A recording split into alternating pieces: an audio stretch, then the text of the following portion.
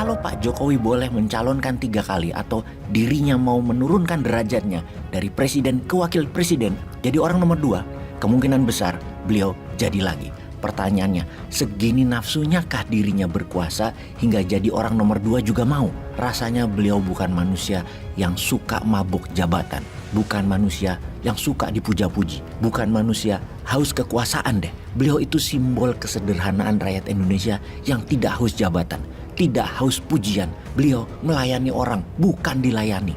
Jadi manusia mungkin ya bisa berubah sih. Siapa tahu memang Indonesia ini tidak punya orang sebaik beliau, yang mana selama 8 tahun ini telah meningkatkan GDP per kapita 16% atau 2% per tahun. Hebat nggak tuh? Naik 16%. Yang membangun jalan tol ribuan kilometer sebagai infrastruktur jalan nasional. Yang membuat hutang negara dari 2.700 triliun menjadi 6.700 triliun atau naik 4.000 triliun dalam 8 tahun. Ini luar biasa Indonesia dipercaya oleh dunia. Dapat hutangan itu artinya Indonesia kaya dan Indonesia dipercaya. Hebat kan?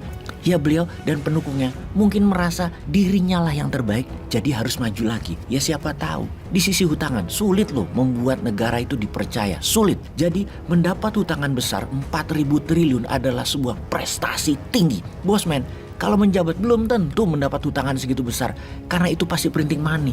Karena nggak berani utang dolar, yang mending utang rupiah. Jadi kalau beliau masih tanding di tahun 2024, maka bosman, tebakannya pasti beliau menjabat lagi.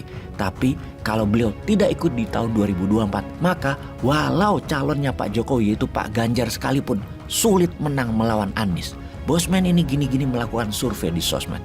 Menggunakan ada 2 sampel pertanyaan di mana yang pertama dapat 2.000-an responden dan yang kedua mendapat 2.900-an responden dalam 24 jam. Memang belum mewakili 100% penduduk Indonesia, juga belum mewakili wilayah mana responden ini disurvei. Namun hasilnya bisa menjadi cermin. Surveinya begini, Bosman Capres dipasangkan dengan Ganjar, Sandi Uno, Prabowo, Anies.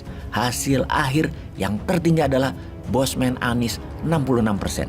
Ketika Bosman Cawapres dengan Capres Ganjar, Sandi Uno, Prabowo, dan Anies, hasil terbanyak adalah Anies Bosman 79%. Ganjar Pranowo 14% dan Prabowo Subianto meraih suara 9%.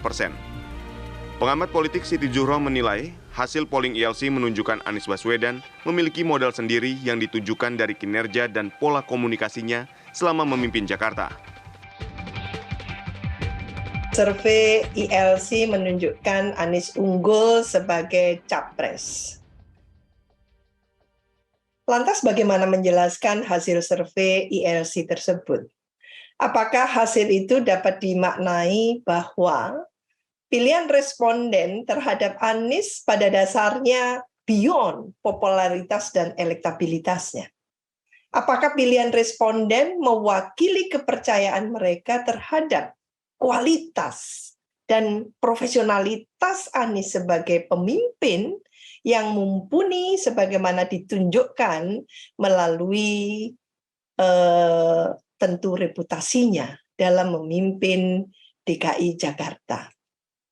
Keberhasilan Anies dalam membawa masyarakat DKI Jakarta yang tenang, yang damai, tidak gaduh, ya, sehingga pemerintah Provinsi DKI Jakarta bisa membangun dengan seksama selama rentang waktu 2017 sampai 2022.